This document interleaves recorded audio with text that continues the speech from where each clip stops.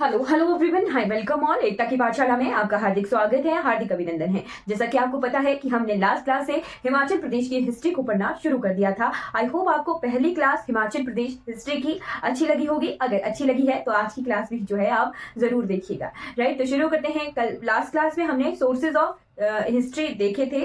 Right, तो sources of history में हमने लिटरेरी सोर्सेज देखे थे, यानी साहित्यिक स्रोत जो भी थे वो हमने देखे थे। वंशावलियां भी देखी थी, यात्रा वृत्तांत भी देखे थे, और साथ में साहित्यिक स्रोत अलग अलग देखे थे, संस्कृत, पर्शियन, फारसी और खालसा पंथ के, सिख पंथ के। राइट, तो आज की क्लास में हम आर्कियोलॉजिकल सोर्सेज देखेंगे, ठीक, पुरातात्विक स्रोत देखेंगे। अगर आपको ये वीडियो अच्छी लगेगी तो आपने लाइक, शेयर और सब्सक्राइब जो है जरूर कर लेना है। चलिए शुरू करते हैं आज की क्लास को। सोर्सेज को हिंदी में कहते हैं पुरातात्विक स्रोत।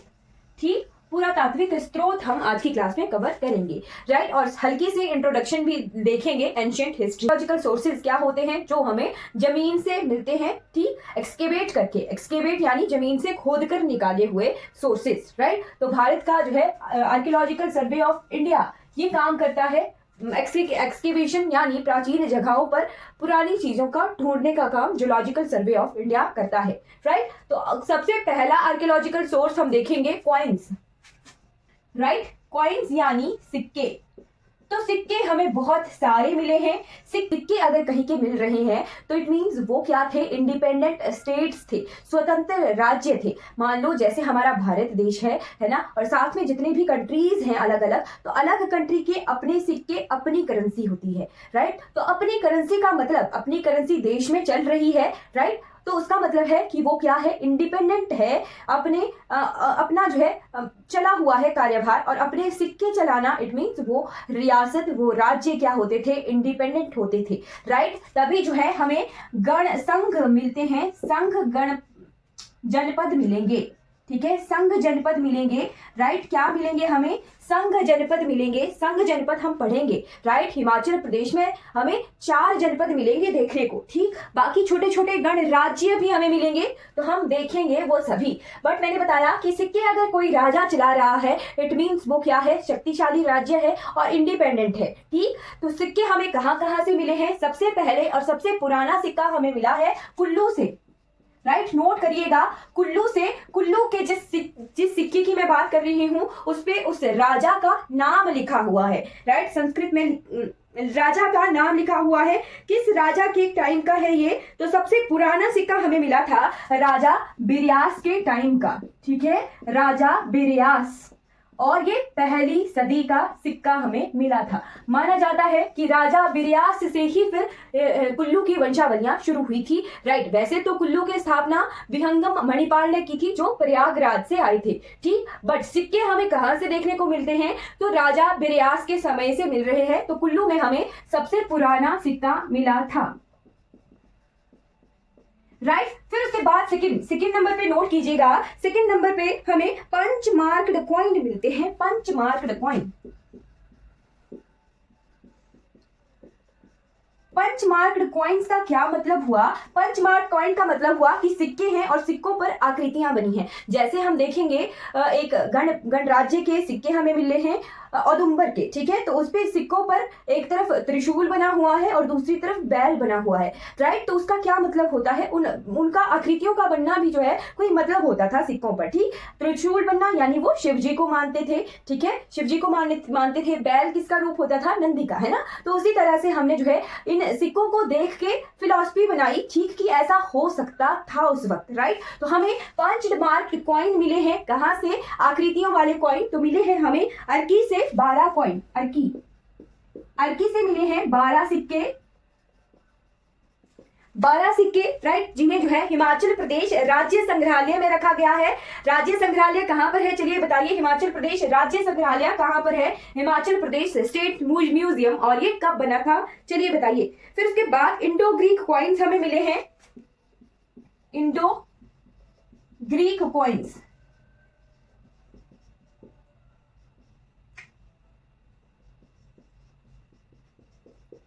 तो इंडो ग्रीक सिक्के हमें कहां से मिले हैं, इंडो ग्रीक सिक्के हमें चंबा के 2 गांवों से मिले हैं। एक गांव का नाम है लचोड़ी और दूसरे गांव का नाम है सरोल।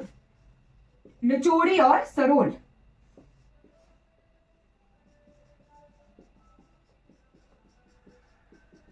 इंडो ग्रीक कॉइन्स हमें यहाँ से मिले हैं, राइट। किसी कॉइन्स आते हैं, 21 सिक्के हमें मिले हैं अपोलो डॉट्स के, ठीक है। और कहां से मिले हैं? टापा मेवा, टप्पा मेवा गांव है हमीरपुर का, राइट। 21 सिक्के मिले हैं अपोलो डॉट्स के। कहां से? तो टप्पा मेवा।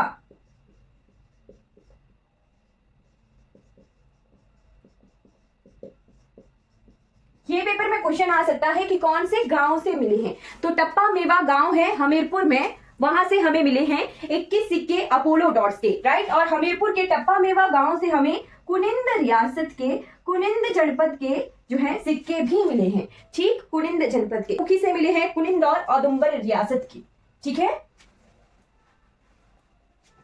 31 सिक्के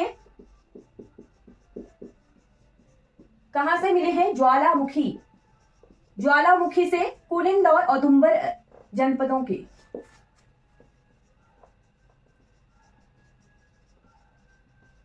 राइट। फिर उसके बाद चंबा में तांबे के सिक्के मिले हैं, जिन्हें जो थे 10th सेंचुरी के, ठीक है।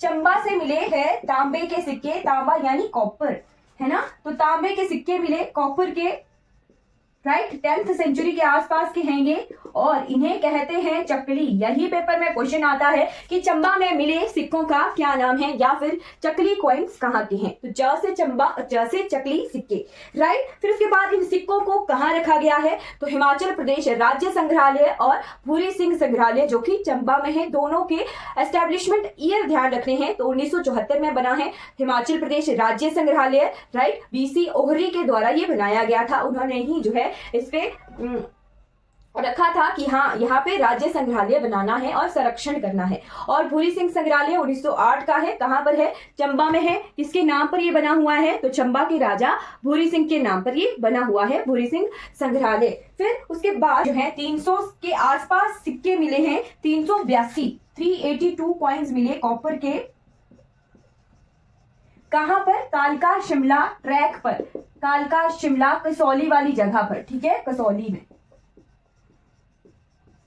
कसौली में। और 40 सिक्के और मिले, 40 कॉइन्स, 40 सिक्के और हैं कनिष्क के टाइम के। और उन्हीं सिक्कों से पता चलता है कि यहाँ पर जो है फॉरेनर इन्वेजन हुआ था, यानी बाहर से राजा आके आक्रमण किया था हमारे भारत देश पर, ठीक है, राइट। आई होप आपको क्लियर हो गया होगा। ये जो 382 कॉइन्स हैं और ये जो 40 कॉइन हैं, ये दोनों ही कॉपर के, तांबे के हमें मिले हैं, ठीक है। और ये जो 382 हैं, ये कीमा कडफसिस किंग थे, उनके टाइम के ये सिक्के हैं, राइट। उसके बाद आ जाते हैं सेकेंड आर्कियोलॉजिकल सोर्स की तरफ, दैट इज इंस्क्रिप्शंस, ठीक है। इंस्क्रिप्शंस यानी पुरालिपियां, राइट। पुरालिपियां, तो पुरालिपियां जो है पुराने काल की लिपियां, राइट। तो पुराने काल की लिपियां हमें कहाँ कहाँ मिलती हैं? तो कहाँ कहाँ मिलती हैं? शिलाओं पर, हिमाचल प्रदेश में तो शिलाओं पर ही मिलती हैं मैक्सिमम। शिलालेख, ताम्रलेख और काष्ठलेख, काष्ठलेख यानी लकड़ी पर, ठीक है। हिमाचल प्रदेश में हमें काष्ठ कला भी बहुत अच्छे से मिलती है। पुराने मंदिर है हमारे जहां पर काष्ठ कला हमके नमूने बहुत अच्छे हैं, राइट। तो हिमाचल प्रदेश में ये तीनों ही जो है इंस्क्रिप्शन यानी पुरालिपियां हमें मिली है, राइट। अब ये क्यों इन्हीं पर बनाई गई? तो अगर कागज पे बनाई जाए, कागज तो नहीं होता था, ताड़ के पत्ते होते थे, तो ताड़ के पत्ते जो है सड़ गल सकते थे, खत्म हो सकते थे। इसी वजह से जो है शिलालेख बनाए जाते थे, धातुओं पर लिखा जाता था ताकि वो सड़ गल के खत्म ना हो, ठीक। यही रीजन होता था कि शिलालेख और जो है धातुओं पर हमें इंस्क्रिप्शंस लिखी हुई मिलती हैं, राइट। तो नोट कीजिएगा, सबसे पहले हमें कहां पर मिली है, राइट। सबसे पहले तो नहीं, राइट, हमें जो है बहुत अलग अलग जगहों पर ये इंस्क्रिप्शंस मिले हैं। तो उन जगहों के नाम आपने नोट करने हैं, और साथ में भाषा का जो है लैंग्वेज, किस भाषा में ये इंस्क्रिप्शंस हमें मिलती हैं। तो ये पेपर में क्वेश्चन आता है, राइट। तो सबसे पहले लिखिएगा कांगड़ा, कांगड़ा के पथियारा और कनिहारा, ठीक है। कांगड़ा के पथियारा और कनिहारा, ठीक है।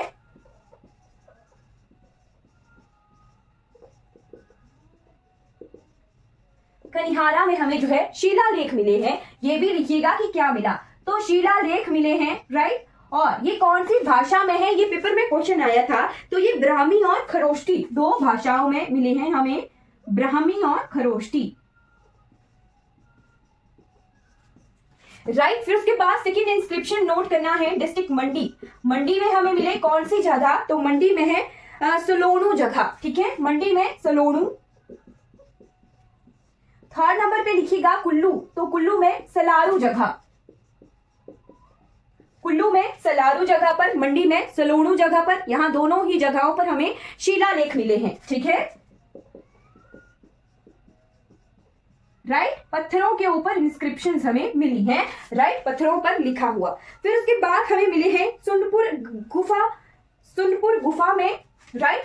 फोर्थ नंबर पे लिखिएगा शिमला, तो शिमला के हाट कोटी, शिमला के हाट कोटी में मिले हैं हमें सुनपुर गुफा में, ठीक।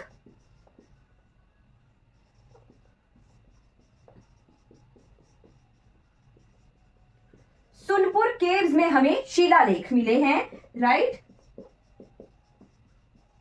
आई होप आप नोट कर रहे हैं साथ में। और लास्ट में लिखिएगा अशोका, तो 5th नंबर पे नोट कीजिएगा टोंस घाटी के जौनसर और भाबर क्षेत्र में, ठीक। टोंस वैली कहां पर है, टोंस वैली तो सिरमौर में है, सिरमौर, सिरमौर के जौनसार, जो उत्तराखंड के साथ बाउंड्री लगती है उस क्षेत्र को कहते हैं जौनसार, ठीक है। जौनसार और भाबर, जौनसार और भाबर क्षेत्र में हमें अशोक के, अशोक है ना, अशोक के शिलालेख मिले हैं, ठीक है, अशोक के शिलालेख मिले हैं। कुछ एक जो है हमें स्तूप तरह के भी अंश मिले हैं, स्तूपों के अंश मिले हैं, ठीक है। स्तूप क्या होता है, तो स्तूप बुद्धिज्म, राइट। क्या होता था कि वैसे तो स्तूप की, ये स्तूप बने कैसे, तो जब गौतम बुद्ध जी की ने निर्वाण हासिल किया तो उन्हीं के ही शरीर के जो बाल थे या फिर हड्डियां थी अस्तु थे, उन्हें जो है 7 भागों में डिवाइड कर दिया गया था और उन्हें 7 जगहों पे पूरे भारतवर्ष में भेजा गया था। पहले 7 स्तूप बने थे, फिर बाद में उन्हें फिर से निकाल के फिर छोटे छोटे टुकड़े करके अलग अलग जगहों पर भेजा गया और इस तरह से स्तूपों का निर्माण होता है, राइट। बेसिस तो है कि गौतम बुद्ध, ठीक है, बुद्ध जी के ही अंशों को हर जगह पहुंचाया गया है, तभी स्तूपों का निर्माण हुआ था, राइट। फिर उसके बाद 6th नंबर पे नोट कीजिएगा मारूबर्मन। तो मारूबर्मन कहाँ के राजा थे ये चंबा के, ठीक है, चंबा नोट कीजिएगा। चंबा में हमें जो है बहुत सारे शिलालेख भी मिले हैं, ताम्रलेख भी मिले हैं, ठीक है। तो चंबा में हमें 6वीं शताब्दी से लेके 6th सेंचुरी से लेके 19वीं शताब्दी तक 19th सेंचुरी तक के शिलालेख बहुत सारे मिले हैं, ठीक है, शिलालेख प्लस ताम्रलेख, राइट। नोट कीजिएगा राजा मारूबर्मन, मेनली राजा मारूबर्मन के 550 ईस्वी के शिलालेख इंपॉर्टेंट है, ठीक है, वो हमें मिले हैं चंबा से, राइट। आई होप आपने ये नोट कर लिया होगा। अब बढ़ चलते हैं ताम्रलेखों की तरफ, राइट। शिलालेख हमने लिख लिए, अब हम देखेंगे कॉपर, राइट। कॉपर के जो भी हमें इंस्क्रिप्शंस मिले हैं, कॉपर प्लेट्स, राइट। तो एक कॉपर प्लेट बहुत फेमस है, वो हम देखते हैं, ठीक है। एक हमने कवर कर लिया, अब आ जाते हैं ताम्रलेखों की तरफ। तो निर्मंड में मिली है कॉपर प्लेट,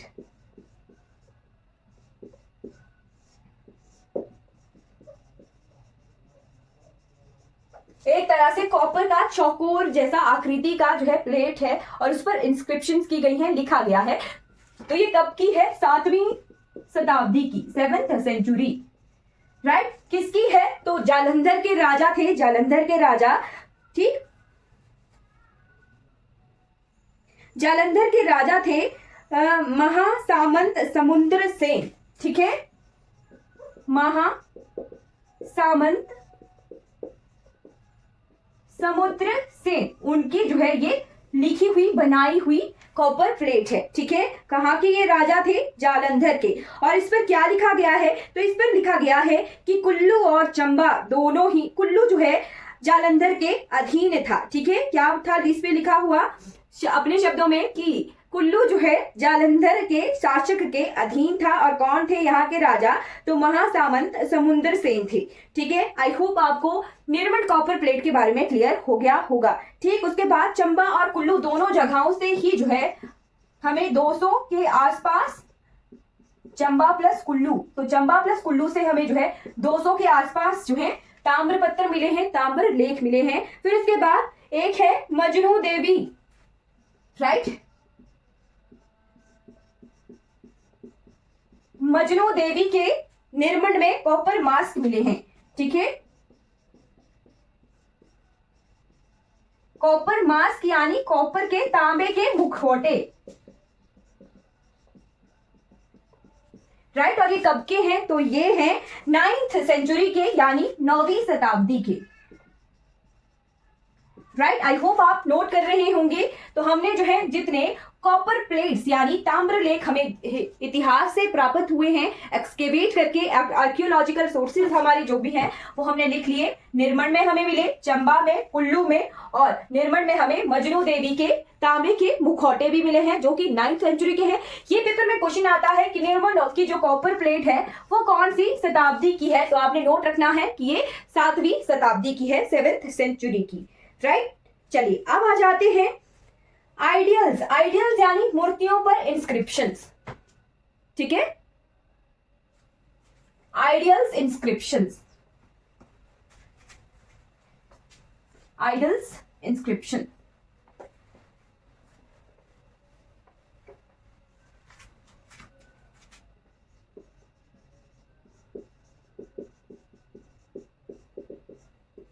तो हमें जो है एक लक्षणा देवी टेम्पल, कहां पर है लक्षणा देवी टेम्पल? भरमौर में।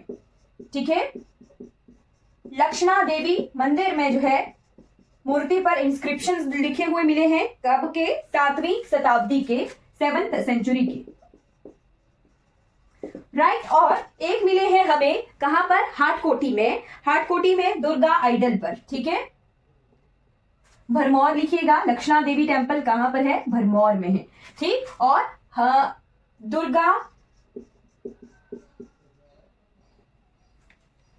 आइडल, दुर्गा मूर्ति है ना, ये कहां पर है? हाटकोटी में। कितनवें शताब्दी की है? तो 7वीं से 8वीं शताब्दी के बीच के, मतलब पूरी शताब्दी के इंस्क्रिप्शंस हैं इस पर। ठीक, हाटकोटी, हाटकोटी कहां पर है? शिमला में है, राइट। तो हमें इन दो जगहों पर मूर्तियों पर भी इंस्क्रिप्शन देखने को मिले हैं। इंस्क्रिप्शन क्या होता है? पूरा लिपियां यानी पुराने वक्त की लिखी हुई बातें, राइट। आई होप आपको क्लियर हो गया होगा। तो archaeological sources of Himachal Pradesh history हमने कवर कर लिया है।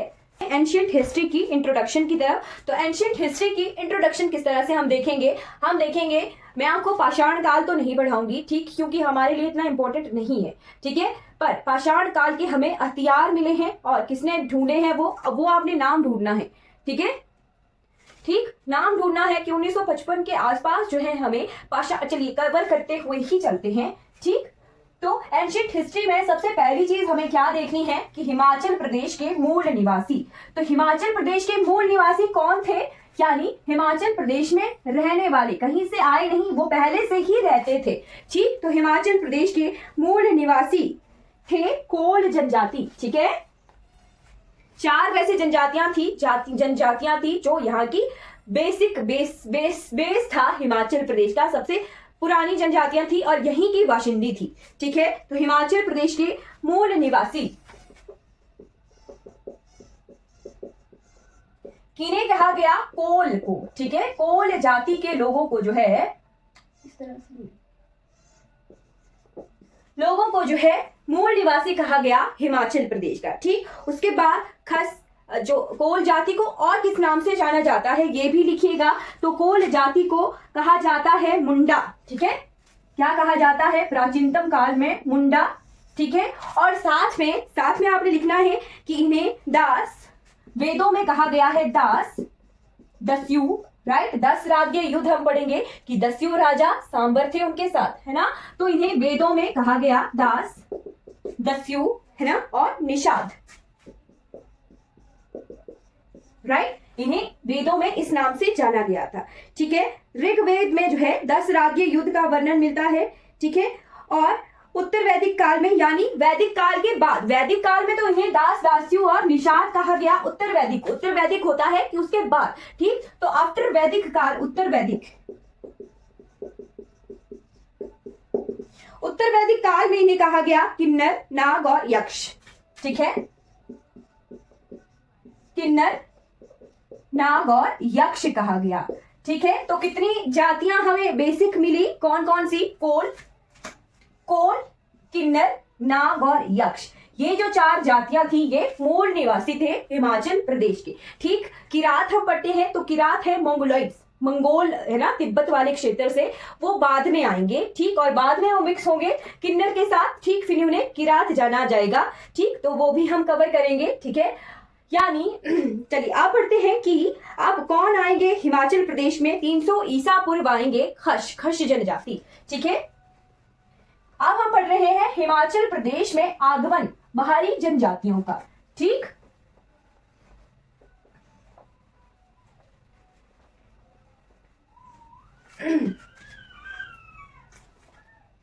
ठीक है, चलिए एक चीज रह जाती है कि इनका वर्णन कहाँ कहाँ मिलता है। तो किरात हमने पढ़ा है ना, कोल हमने पढ़ा कि ऋग्वेद में इन्हें इस तरह से जाना गया, नागास है ना।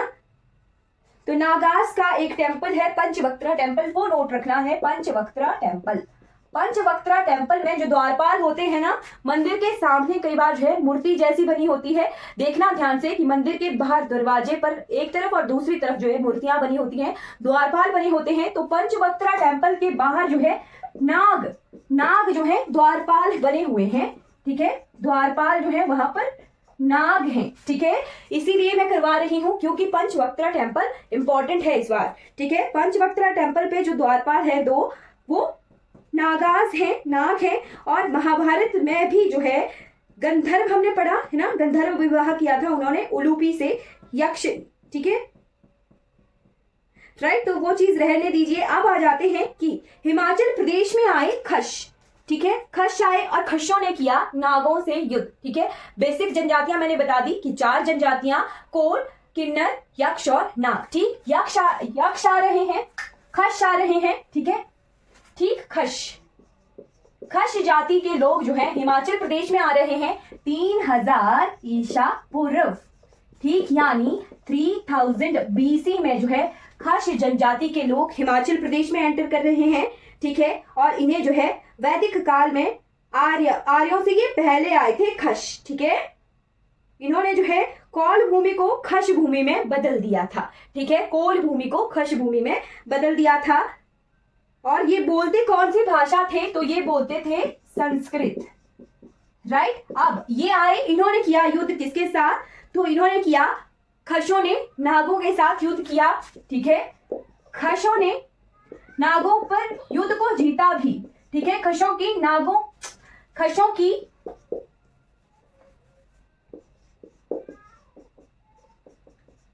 नागों पर जीत, ठीक। उसके लिए कौन से उत्सव मनाए जाते हैं? तो मनाए जाते हैं निर्मंड का भुंडा उत्सव, राइट। निर्मंड में जो भुंडा उत्सव होता है वो, और बूढ़ी दिवाली। तो बूढ़ी दिवाली कब मनाई जाती है? बूढ़ी दिवाली मनाई जाती है 1 महीने बाद दिवाली के। किस क्षेत्र में? निर्मंड क्षेत्र में। तो निर्मंड क्षेत्र में जो बूढ़ी दिवाली मनाई जाती है और भुंडा उत्सव मनाया जाता है, वो मनाया जाता है खशों की नागों पर जीत के लिए, ठीक है। आई होप आपको क्लियर हो गया होगा। और ये कब होती है? तो माघ शीर्ष की अमावस्या को होती है बूढ़ी दिवाली, क्लियर ही है, ठीक है। फिर मिक्स हो रहे हैं, ठीक। खश आ गए, खशों ने अपना जो है कबीला बना दिया, ठीक। इनके कबीले प्रत्येक इकाई में जो है एक मावी यानी मवाना होता था, ठीक है। मावी, मवाना, ये मावी शब्द और मवाना शब्द जो है फिर खशों से मिले, ठीक है, राइट। मवाना जो लीडर होता था, जैसे घर का मुखिया होता है ना, वैसे ही जो है मुखिया को मवाना कहते थे कश जनजाति में, ठीक है। परिवारों के, ठीक है, मुखिया को, शक्तिशाली व्यक्ति को मवाना कहते थे। और यही मवाने जो है कबीलों के गणतंत्र के रूप में विकसित हो गए, ठीक। बाद में उन्हें जनपद कहा गया, ठीक है। यही मवाने जो है डेवलप होके जनपद बनेंगे। ठीक है, अभी हम जनपदों की तरफ बढ़ रहे हैं कि जनपद किस तरह से डेवलप हो रहे हैं। तो यही मवाणे, खशों के जो प्रमुख व्यक्ति थे उन्हें मवाना कहते थे। यही मवाणे, ये ग्रुप डेवलप होके फिर जनपद बनेंगे। तो हिमाचल प्रदेश में बहुत सारे जनपद गणराज्य हमें मिलेंगे देखने को, बट मेनली मेजरली जो है हमें 4 जनपदों का वर्णन हिस्ट्री के हिस्टोरिकल लिटरेरी सोर्सेज में मिलता है। ठीक है, चलिए अब आते हैं हिमाचल प्रदेश में खशों के बाद आ रहे हैं किरात। ठीक है,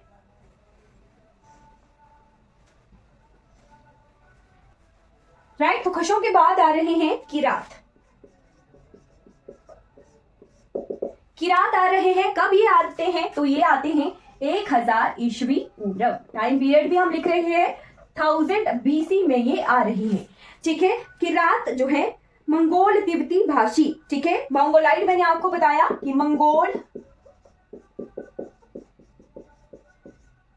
तिब्बती भाषी, ठीक तिब्बत की तरफ से ये आ रहे हैं मंगोलाइट्स। ठीक है, और ये मिक्स हो जाएंगे किन्नर्स के साथ। ठीक है, किन्नौर और लाहौल स्पीति वाला जो क्षेत्र है वहां का जो हुलिया है तो वो मंगोलाइट से मिलती जुलती है। किन्नौर और लाहौल स्पीति के लोगों की जो चेहरे का स्ट्रक्चर है वो तिब्बत चाइना वाले लोगों से मिलता है, वही उसी क्षेत्र से आ रही है किरात 1000 ईसा पूर्व। ठीक है, उत्तर पूर्वी भागों से आते हैं। ऐसी मान्यता है कि किरात गौतम बुद्ध के समय बौद्ध मत अपनाकर तिब्बत में बसे और इसके 1000 साल बाद अर्थात 7वीं शताब्दी में हिमाचल वासियों के ये संपर्क में आए। राइट, तो किरात के राजा, अब किरात मिक्स हो गए हैं, किरात मिक्स हो गए हिमाचल प्रदेश में।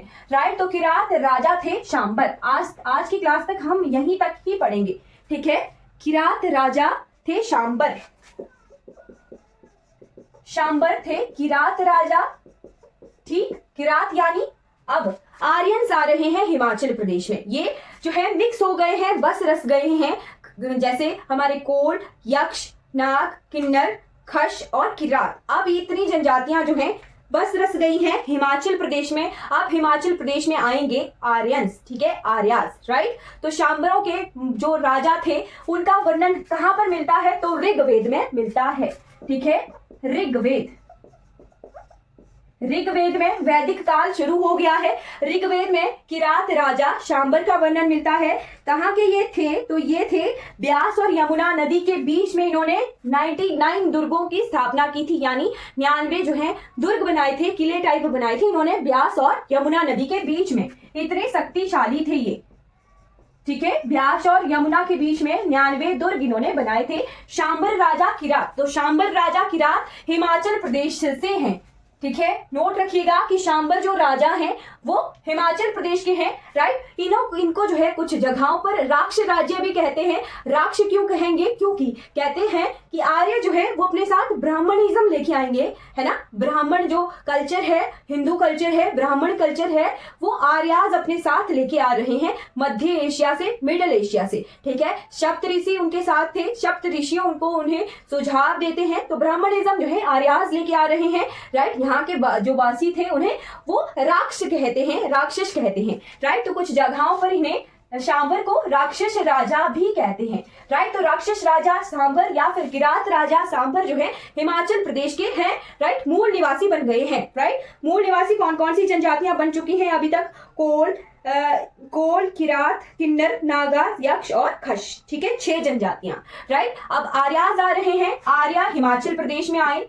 आर्या, तो आर्य राजा कौन थे? आर्य राजा थे देवोदास। ठीक है, राइट, देवोदास। आर्य हिमाचल प्रदेश में बाहर से आ रहे हैं। राइट, और ऋग्वेद में जो है इस युद्ध का वर्णन मिलता है जो चला है शांबर और देवोदास के बीच में। राइट, ये कितने वर्षों तक चला था? तो 40 वर्षों तक जो है ये चला था युद्ध। इतने जो है पावरफुल थे शांबर। ठीक है, इतने पावरफुल थे कि इन्होंने आर्यों को आने ही नहीं दिया। इतना 40 वर्षों तक इन्होंने रोक के रखा आर्यन राजा देवोदास को। राइट, तो आर्यन राजा देवोदास को गए थे। देवोदास ने जो है उद्ब्रज जगह पर, उद्ब्रज जगह पर जो है देवोदास ने शांबर को मार दिया था। ठीक है, देवोदास जीत गए थे आर्य राजा। राइट, इतने शक्तिशाली थे कि 40 वर्षों तक उन्होंने रोक के रखा और जीत किसकी हुई थी? तो जीत हुई थी आर्यन राजा देवोदास की, राइट। तो इसी से जो है आर्यों का फिर हिमाचल प्रदेश में या फिर पूरे भारतवर्ष में आना हुआ, ठीक है। यहीं से इंडियन हिस्ट्री में भी 40 वर्षों का युद्ध हमें पढ़ने को मिलेगा। फिर उसके बाद दिवोदास के बेटे, तो दिवोदास के बेटे थे, दिवोदास के बेटे थे सुदास, ठीक है। इनके सन थे सुदास।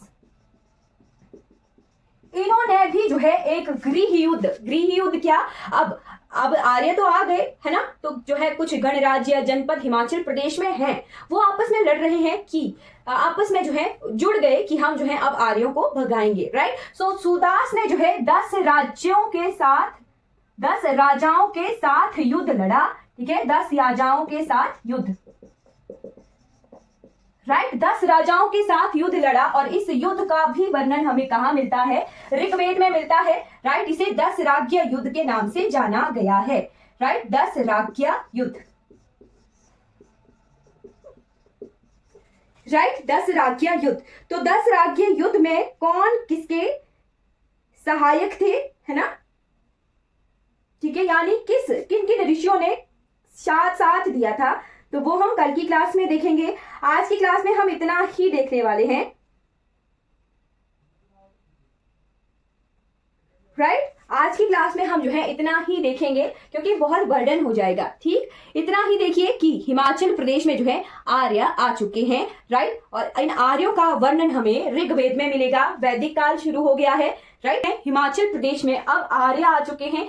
आर्य जो है हिमाचल प्रदेश में फिर मिक्स हो जाएंगे, राइट। और बहुत सारी जनजातियां मिक्सचर बन जाएगा, ठीक। तो आर्य फिर ब्राह्मणिज्म हिंदुइज्म लेके आएंगे, राइट। ये मैंने आपको क्लियर करवा दिया। 2 युद्ध, एक युद्ध है 40 वर्षों तक, कौन जीते थे? आर्य ही जीते थे। शांबर राजा राक्षस राजा को हरा दिया था, एग्जैक्टली वो किरात राजा थे, हिमाचल प्रदेश के स्ट्रॉन्गेस्ट थे। ब्यास और यमुना के बीच में उन्होंने 99 दुर्ग बनाए थे, राइट। और फिर दिवोदास के ही पुत्र थे सुदास, उन्होंने जो है गृह युद्ध, एक तरह से गृह युद्ध था कि 10 राजा मिलके युद्ध कर रहे हैं, है ना। तो सुदास के साथ फिर हम देखेंगे कि सुदास की किस ऋषि ने सहायता की। मैंने आपको बताया कि आर्य जो है अपने साथ सप्त ऋषि लेके आ रहे हैं, राइट। तो चलिए आज की क्लास आई थिंक क्लियर हो गई है। किसी को आज की क्लास से रिगार्डिंग कोई डाउट है तो पूछ लीजिए।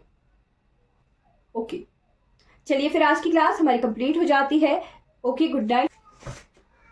अगर ये वीडियो आपको अच्छी लगी हो तो लाइक कीजिएगा, सब्सक्राइब कीजिएगा मेरे चैनल को और दूसरों तक इन वीडियोस को जरूर पहुंचाइएगा। Thank you so much for watching this class.